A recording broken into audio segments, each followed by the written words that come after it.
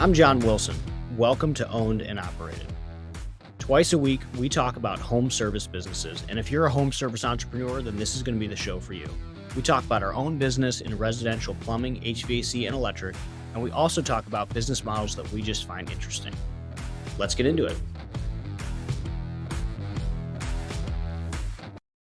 Today on Owned and Operated, Jack and I talk marketing. We talk how plumbing is doing, which hint, it's going well. Jack's plumbing department is killing it. And then we talk about an event that Jack and I are hosting up in my new headquarters for home service companies that want to break the 5 million mark. This is a great episode. I know that I, for one, really enjoyed hearing how plumbing was going. Plumbing has a special place in my heart. And Jack needed it because he had a rough week. So thanks for tuning in twice a week with Owned and Operated. Welcome back to Owned and Operated. Owned Jack? and operated. Owned and operated, where you get owned and operated. Yes. I keep pitching Kristen. For the listener, Kristen is the human behind Owned and Operated. She's great. She's amazing. I keep pitching Kristen on, hey, I need some Owned and Operated swag. And I want it's gonna be sick, man. And when we bring on guests, I want them to get a shirt or a hat or something. And it's gonna be you got owned and operated. Love it. Yeah, Awesome. it's gonna be good. It's gonna be good. There's a lot of funny wordplay with that. You could really drive a brand with owned and operated. Yeah. Everybody look out. It's going to be free merch. If you want a free t-shirt and you know anything about home service in any way at all, come on the show. Yeah. It's going to be good. You'll get a shirt. But yeah, I need a hat too, just like you got up. Hold on, I want some hats. Yeah. I got a big old ball. Yeah, I see the glare. Yeah. Yeah. It's It's good. All right, man. Let's check back in. How's plumbing been going? So you're a month deep. Yeah, I don't think it's a month yet. I want to say it's 3 weeks, but it might be just a month. Okay. Somewhere in there. I talked last week about we did about 20K in plumbing just on some tankless. We've been continuing selling tanked water heaters. It slowed down. Like you actually called it. You said, Jack, you have the initial right now. You're going to get the initial flow from your first emails and the people who need it. But how are you going to keep it I running? re-listened to that the other day. And I think exactly what I said. It was so what happens December 1st? And that's exactly it. We burned through those first calls and they were beautiful calls. Now it's been more of a struggle. So that first month, that first couple weeks was really easy. Since then, he still had a full schedule, which has been awesome. I mean, my goal has been to own and operate his schedule and keep it full. And so, how do I put this? It's still good. We are extremely excited about the numbers he's producing, and we're just trying to build systems around that. I think by the end of 1 month, we'll be somewhere at a 6 figures, low 6 figures. That's crazy, man. Which, and to put for everyone out there, that's, 5% of our business, a little bit more for that month, especially in the shoulder season, maybe 10% in the shoulder season.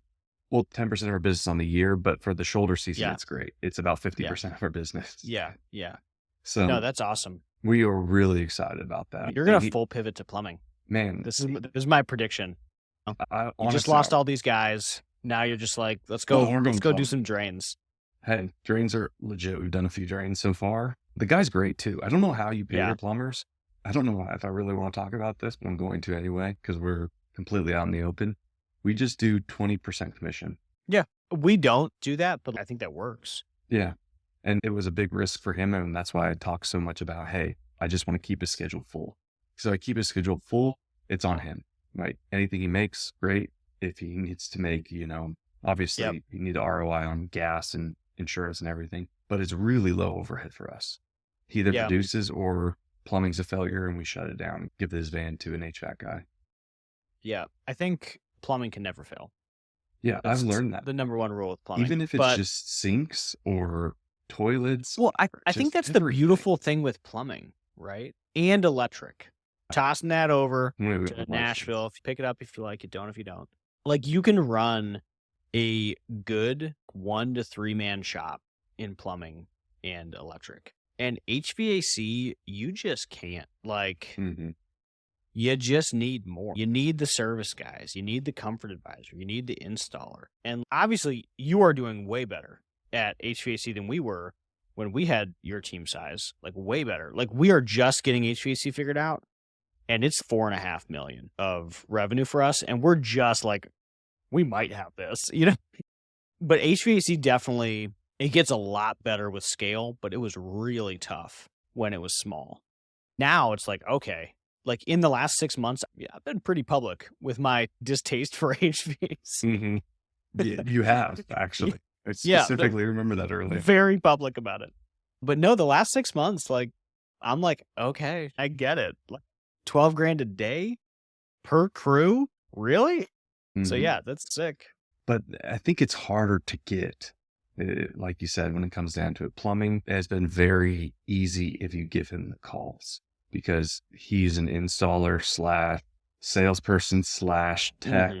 So there's no delineation. You don't need three different crews. You don't have to hire an install Yeah. person who is different from your tech, who's different from your salesperson. You can consolidate that with an HVAC, but just I don't know, it's You just end up don't do as splitting it well. up later inside Mhm. plumbing the same way you do HVAC, but that's more of a capacity problem. It's a skill set problem, but like you've got a unicorn, so let it run, man. Yeah, so I'm excited. I need to check back in and let you know at that month mark what we ended up doing. A We're hundred keeping it grand up. in first out of the gate would be amazing. That's incredible. Yeah, for a while, especially in the beginning, the Facebook and TikTok Yeah. ads for plumbing were fire. We had a Yeah. cost per acquisition less than $30 for Dude, for I re-listened to the episode and I punched you in the air, like in the face. I was like, forget this guy. You were like $21 a yeah. lead. And I'm like, oh, this. It's climbed Yeah, since then, but it's still pretty good. I still think it's that's good. 70 or 80, which is I would say Yeah. probably closer to normal range. Yeah, still though, big job. We tried to run and are still trying to run with exactly your meta playbook. And we got held back by like some verification thing where Meta won't let us spend more than, I want to say $500 a month. It's something like really low until we've had an account open for some amount of time. I don't know what the amount of time Mm, is, but that has been the struggle there. I think it's generating leads. I don't know if we've closed them or not, but like we're messing around with it. yeah, I think you have to realize at the end of the day, so plumbing was an anomaly compared to HVAC. HVAC, Yeah, we were lucky to close 10% leads. We were lucky to get 50% onto the phone. People are just fickle when it comes to that kind of stuff. They were scrolling, they hit it, it was passive, typed in their information, and then we never hear from them again. We're trying to figure that out better. I mean, we call instantly, we text instantly. There's a whole setup of automation. Now, what we're trying to figure out is, hey, we have 2,000 leads of people who at one point were interested in us and installation of a high ticket item. Can we reach back out to for them? And plumbing. mostly HVAC. Oh my god, Yeah. dude. Yeah, drop that in the machine. That's what we're trying to do. I'm going back and seeing how we Yes. can export that.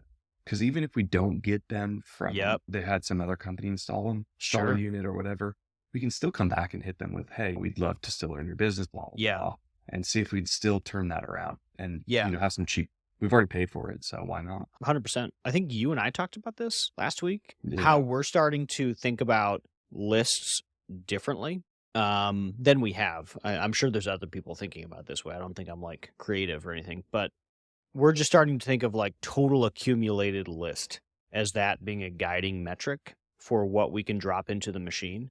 So hear me out on this one. This is all I've been thinking about. Yes. Besides my terrible week last week. It sounds like plumbing's going great. So Yeah. He didn't leave. So that's a big thing. yeah, I'm Um, just trying to toss you I wins, appreciate the silver lining.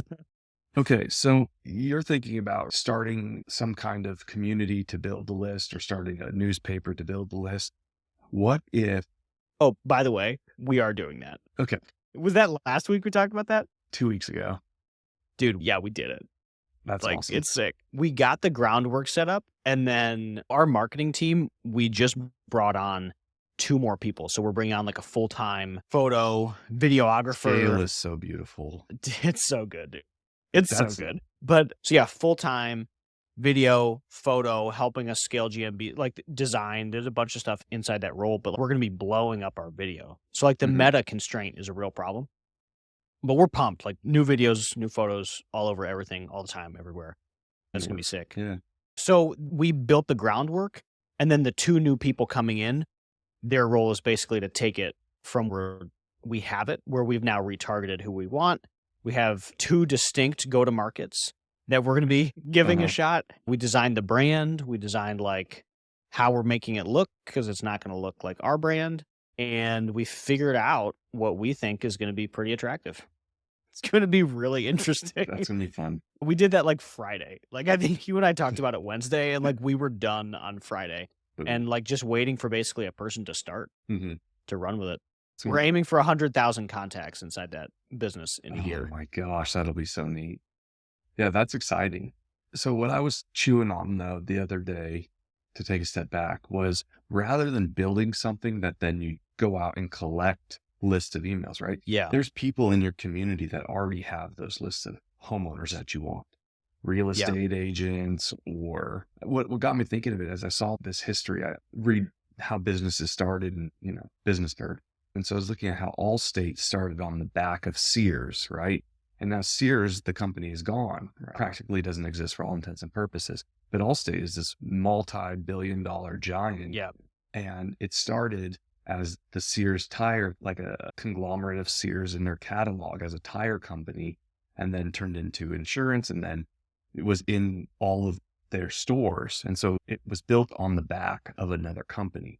And so I yeah, wonder, for smaller guys out there, right? Who in your community can you offer your services? Say, hey, yeah, offer all your pizza. Anyone who buys a yep, pizza from your company, give them a free maintenance, whatever it mhm, is. But then part of that's getting access to their list, because you don't really care about, hey, you give out a couple hundred free maintenances, you get some emails there. But if you can get them to somehow work with their list to your list, yeah. then I think that'd be a big win. I think you have Find to, it. like, list curation, and maybe I'm overthinking this. So if someone out there listens to this and you think I'm overthinking it, let me know. But I think that list curation is, I almost don't want other people to do it for me because I think you can just go buy lists. Like, I can go buy a list for 9 cents a contact, right? No email that I get off of Meta is going to be as cheap as that 9-cent email. Mhm. But, like, how much data am I getting? Am I getting the SMS? And are they opting in? That's important.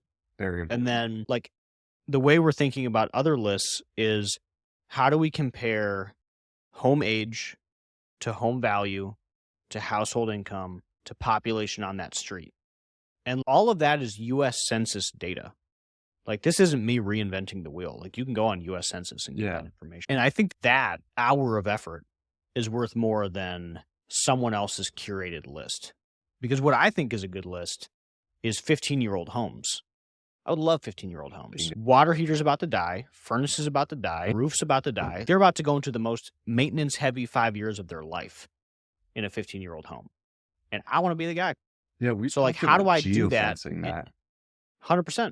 Yeah. Or, like, how do you own those neighborhoods? So that's what we're thinking about for cold lists, is, like, really big emphasis on home value, home age, and then density to our location. Yeah. And I don't know that I'll get that list from anybody else, and US Census will give it to me for, I think, basically free. Boom. That's a nugget for everyone right there. Yeah, I didn't know that until a couple hours ago, but, like, it was free. It wasn't that complicated. And then Yeah. we threw it against ChatGPT to get home values. Yeah. Cause I mean, what we've been doing is just our drive. When we have people in those neighborhoods, we look at the age of the home, we look Yeah. at, the stuff, and that's how we've been curating that. And we haven't done anything with it. So that, I mean, we thought about doing mailers, but still it's such a low hit percentage on. And then when you're shrinking your I think sample the hit size. percentage gets bigger, right? Because I think everyone's, "Hey, yeah, hit percentage is 1% on direct mail." And my response is, how good's your list? Because if you're doing every door direct mail, I bet. But if you're Newer sending, homes. yeah, or newer homes, or, like, are you sending them to old homes, but the old homes are worth $10,000? So how good is that list? How much density do you already have in that location? Is your brand known? Hmm. Are the homes in need of maintenance? Are you targeting homes built in the 70s with the federal Pacific panels that are illegal because they're about to burst on fire?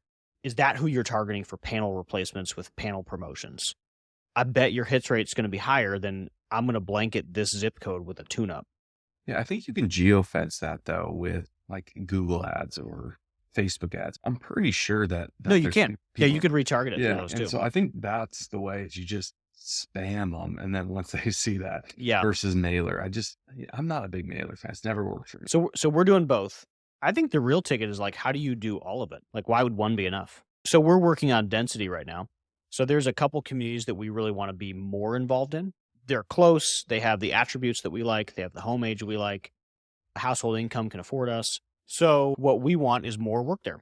So maybe they're only like a 5% of revenue or 2% of revenue zip code for us. And we'd like it to be much, much more. We're hitting them from every angle. So like, how do the ISRs reach out to them? How do we think about that? How do we retarget the heck out of everybody in there? How do we follow them around on Meta? And how do we drop mailers on them, depending on the age of their home?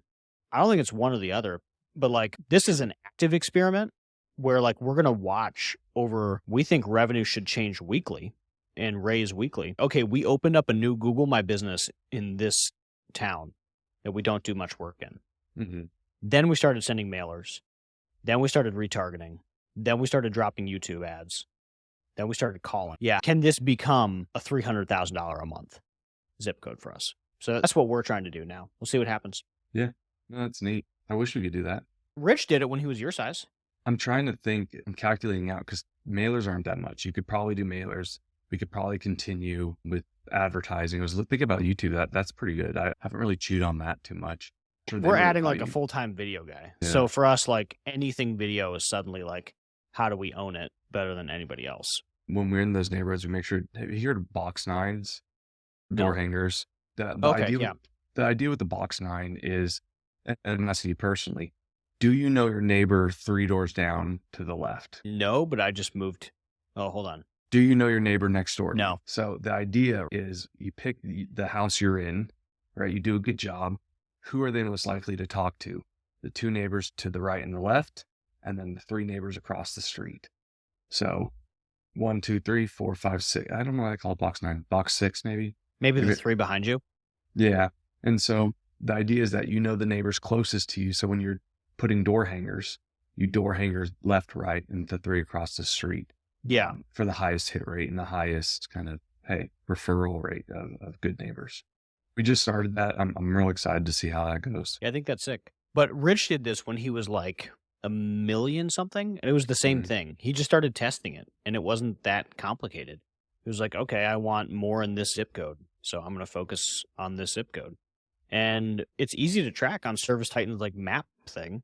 Yeah. Did revenue go up? Was the green darker? Yeah, and it wasn't big. And like when we're doing mailers, we're not dropping like 10 grand a month in mailers. It's $1,500, $2,000.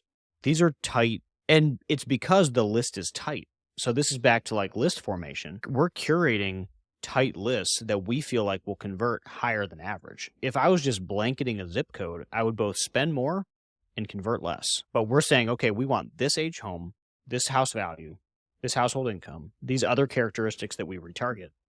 Well, that makes sense. When you're looking at it from a 32,000 foot level, or from not a 32,000 foot level, a close level, more marketing equals more spend. Really, you're reducing everything, right? You're only targeting a couple neighborhoods Yeah. in that zip code. So it's, instead of spending Yeah. 2,000 Our mailers- spend has gotten leaner yeah, over the I years. saw that. You Like said I spend roughly 3.5% or something? Yeah, 3.5%. Yeah, so from a dollars perspective, I spend at my current size $10,000 a month more on marketing than I did when I was half my current size. $10,000. That's what we're talking about here. Because we've gotten like more specific, Yeah. more honed in on our lists. But yeah, spend has not gone out of control. But we keep a tight eye on it and we try to be efficient. Yeah. That's the key, right? Is ROI and making sure you're on top of it. But, Yep. I know we talked about last week, growth, very important, really terrible. That was a really good segue. Jack and I, one of the missions of the show here is to help companies grow. And we think it's fun, and we're all here in the same boat, pushing towards the same end. So one of the things we're excited about is we're going to be hosting an event at my location in Stowe, Ohio, if you want to make your way up, in March. So it's March 19th through the 21st. I think it's actually like basically 2 days of actual programming. Just come in the 19th for basically dinner, happy hour, that type of thing. But it's going to be on my physical site. We're going to be spending 2 days together. What we're going to be talking about is how to break the 5 million mark. 5 million is a big deal. 5 million is where a lot of stuff opens up. We've been talking about that number for I don't know, a couple weeks now, we're like, yeah, okay, you get a recruiter around that size. You bring on this team member at that size, maybe your service managers. You get access to more. You start branding at that size. So 5 million is a big transformative number for home service companies. So we're going to be talking for those 2 days about how to break 5 million and get yourself up into the big boys. Yeah, we're pumped. Who do you think should be attending, Jack? Who do you think would be a perfect attendant I for mean, this? for me, if you have a lot of the same questions that I've had in the past couple weeks, like you wanted to ask John these exact same things, you're screaming, Jack, why aren't you asking him? This is for you. You're a sub 5 million company, 1 million plus probably to 4, and you're looking for the extra bump on, hey, what systems do I need to put into place and how do I get to that 5 million mark Mhm. so that I'm out of this owner's hell zone and I get into a little bit more of a fun and easy. I wouldn't say easier to manage different problems, but maybe more Yeah. fun. Yeah. So what we're going to be talking about, it's going to be 2 days of programming. And obviously, it's going to be at my place of business. So that is cool from my perspective because one of the most transformative things that has happened for me is site visits. And I actually had someone that I met from Twitter. He was just up at our location yesterday or the day before, hung out with us for a couple hours. He was at that 4 million mark. Very transformative moment for him. And he had gone and seen us, and he went and saw a company twice my size in Pennsylvania. And he just got a ton out of both of those. And I remember being at that size and going and seeing larger shops and being like, holy smokes. And what I shared with him yesterday, it's kind of funny. Like some of the problems that I'm working on now, like call center has been like a real journey. And some of the problems that I'm working on now, I'm referring back to notes from site visits that I did in 2021. It can really change your business. I've always tried to give back. And like tons of people over the past couple of years that met me on Twitter have stopped by because I remember how impactful it was for me to see larger companies. Okay, but what we're going to be talking about, we're going to be talking about infrastructure. What does physical location have to look like? What are the tools you need? What does software look like in order for you to hit that 5 million mark? We're going to be talking about pricing. How do you price? How do you figure that out? How do you sell? What does the selling process look like? We're going to be taking some of the recruitment stuff that we've been talking about in the last few episodes. We're going to be diving deeper, giving some job descriptions, giving some pathways to recruit. So recruitment's a big one. Can't grow without people. We're going to be talking about call center, how to No. structure your call center. Oh, dude, we're going to Call spend so center? much time. No. Oh, Not with no, I you. know it's a big surprise. It's a Aren't going big to be talking surprise to about everybody. drains at any point in time either. Yeah, yeah. Most of it's going to be about drains. But yeah, so when you flip over somewhere in that 3 to 5, maybe even later, you have to change how your call center works. It's no longer just, oh yeah, everybody call takes and dispatches. It's like now there's siloed roles and how to think about that. We're going to talk a lot about org chart, how you build teams, how you hire managers. We're going to be talking about fleet, how to scale your fleet. Do you buy? Do you lease? Benefits, pros, cons. And we're going to be spending a lot of time, as Jack and I have here on the show, we're going to be spending a ton of time on marketing tactics for both digital and traditional. So obviously, we're employing all types of stuff in our marketing that is very non traditional, as well as just paying the Google tax. So we're going to be diving pretty deep into all that. So that's the programming for 2 days. It's going to be pretty sick. Yeah, I'm really excited. I think this is going to be transformative for us as well. This is huge. So where can people go and find more information on this or Yeah. sign up? I believe we can put links in the bio. Kristen will put a link in the bio. We can also go check it out at ownedandoperated.com. There's a little button at the top for workshops. Click on it. It's right there. Should be fun. We're hoping to do a few of these a year. Obviously, it's at my physical locations. So like space, it's not like So Holdco Conf where yeah, we that can sounds have like nice. 130 people. Mm. Yeah, it's like a tight group. So we're going to do a few of these a year, and we were going to do a couple at this size of the breaking 5 million. We were going to do a few of breaking 10 million. Obviously, different group, really different challenges.